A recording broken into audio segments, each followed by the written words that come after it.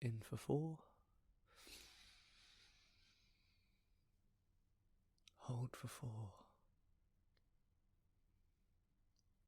Out for 4. How's the turkey, Dad? Remember when you used to make it? Mine's probably a bit dry. I've been meaning to talk to you about the other day. Kim called and said you'd been a bit upset about something. Something about the shoes in the hall not being ordered right. And we don't have to talk about it if you don't want to. I just thought it was quite funny. Especially since when I told you about my stuff, you didn't care. No, I'm not starting an argument.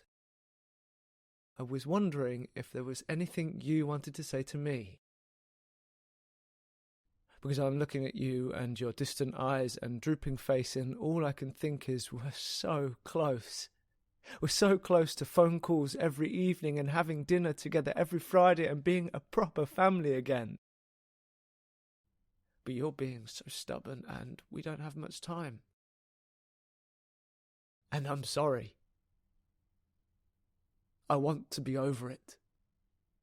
I see your paranoia and confusion, and I just want to help you because I know what that's like. I still see the same dad that would take deep breaths with me when I was stressed and who would walk me to my first day of school and my first day of uni, and I know you didn't mean to, Dad, but I just...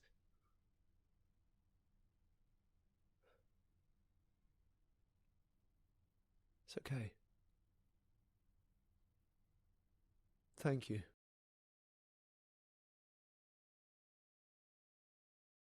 Would you like some more gravy? I told you, it's dry. I tried the old recipe, but it's just not as good as when I was a child. It's not.